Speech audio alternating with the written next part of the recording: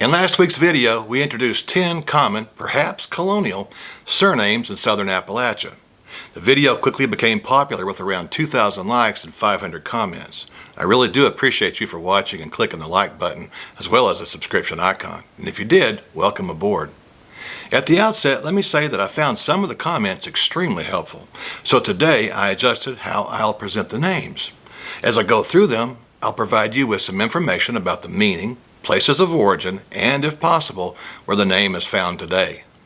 Clearly, the ancestors of colonial Appalachian people had relatives who later took their surnames to places like Australia, Canada, and New Zealand. It seems that nearly all established Irish and Scottish family names are found in Wales to some extent, and England for sure. But not all Anglo-Saxon or Old English names are found in Scotland, Ireland, and Wales.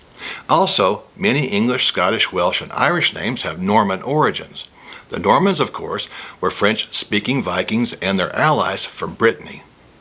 Also, keep in mind that countries like Germany did not exist as a political unit until the formation of the German Empire in 1871. The ethnic data that I provided last week was based on census reports. I have no idea if the census data on Germans included other Germanic language speakers like the Austrians, the Dutch, or the Northern Swiss. And clearly, Hispanic people can come from countries on several continents. In reading through the 500 comments, several sincere people asked for information about their families. As a person born out of wedlock and who didn't know his father until the age of 14, I feel for anyone who's seeking answers to questions about their roots. Consequently, today on The Vantage Point, I want to take a look at the origins of 10 more southern Appalachian surnames. The names are drawn from the list provided by you. I hope you'll join me. Without further delay, let's get started. These 10 names are not listed in any particular order. First up is Reed. The name Reed can be spelled as R-E-A-D-E, R-E-A-D, or R-E-I-D. It's an Old English surname. According to Henry Harrison in the Surnames of the United Kingdom, it was first given to someone with red hair or a ruddy complexion. Maybe both. The name may have spread from England to Scotland. According to G.F. Black, that's George Fraser Black, in the Surnames of Scotland, it first appeared in Dryborough, Scotland in 1204. It's also found in Ulster. According to Bell, Reed is one of the 100 most common names in Ireland, and it's among the top 40 in Ulster. There's a good chance that the name in Appalachia came from Ulster, the Irish home of the Scots-Irish. Number 2, Wallace. You may have heard of a wee fellow from Scotland named Sir William Wallace.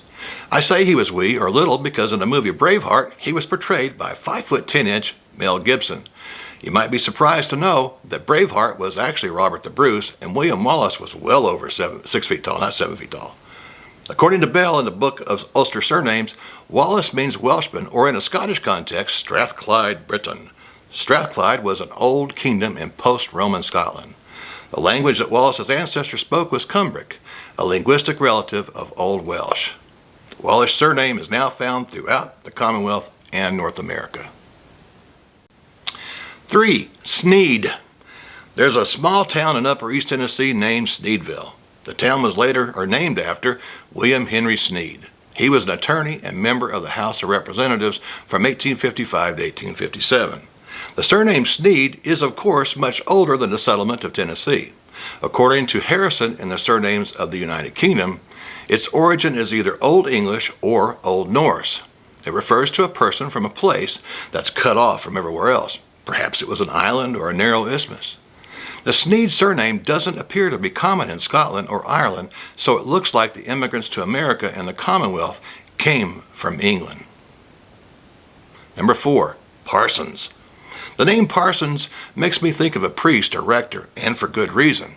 Harrison confirms its meaning and English origins. It refers to the son of a priest or a person with social rank. According to McGlysick in the Surnames of Ireland, Parsons is best known as an Anglo-Irish family name of some note. They settled in central Ireland at the end of the 16th century. As was the case with most landed gentry, the Parsons family created their own town, handily named Parsonstown. The name stuck to the settlement from 1620 to 1889. It's now called Burr. I'm not sure if Burr was much of an improvement. Black doesn't mention the name in Scotland, so for Americans, Canadians, and the folks from the land down under, it looks like it's an English or Anglo-Irish name. Number 5, Morgan. 34 years ago, I had the privilege of teaching high school in Morgan County, Tennessee. There were quite a few people with that surname in the community and in the school population. You might recall that Daniel Boone's mother was a Morgan. Is Morgan of English or Welsh origin? I asked that question because the name's among the 50 most common surnames in England and Wales. According to Harrison, Morgan is an Old Welsh or Cymru name. It means bright or white sea. The Industrial Revolution in the 18th century, which took root in the English Midlands, attracted a lot of poor Welsh, Scottish, and Irish people.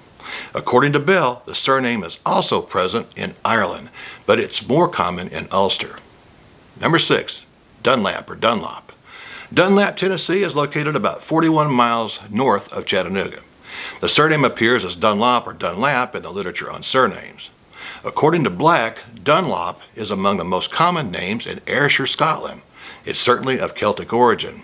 It was most likely applied to a family that lived on or near the bend of a hill. According to Bell, Dunlop is almost exclusive to Ulster with little representation in Ireland proper. Being of Scottish origin, Dunlop or Dunlap could well be a Scots-Irish name.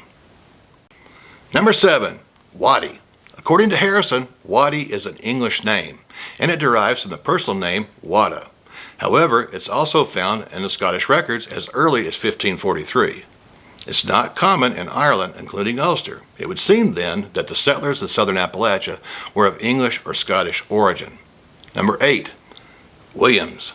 The son of William, Williams is among the most common names in England, Ireland, Scotland, and Wales. As with many names, there are multiple origins for it. The personal name William derives from the German Wilhelm.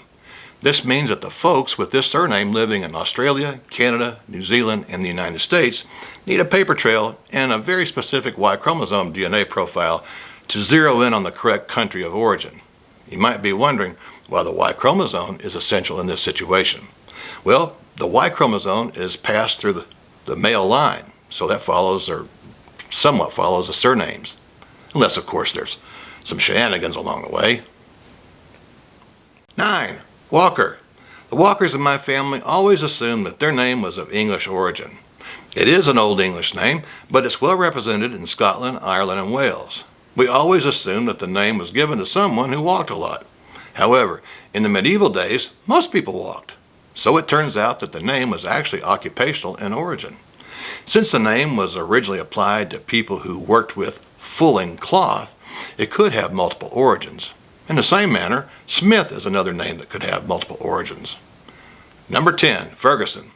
The surname Ferguson has roots in a Brythonic Celtic language located in what is today Scotland. The name Fergus was first given to a person with imposing physical strength. Son was affixed to Ferguson, or Fergus, to identify Fergus's offspring. According to Bell, Ferguson is among the 50 most common names in Scotland and Ulster. Ferguson is also found in Ireland's county Leitrim. Well, I hope today's show provided you with some answers or pointed you in another fruitful genealogical direction. If you have an interest in hearing more about surnames, please let me know in the comment section below. If you haven't subscribed, please do. And don't forget to smash the like button. I'll see you next time here on The Vantage Point. God bless you and yours. Bye-bye.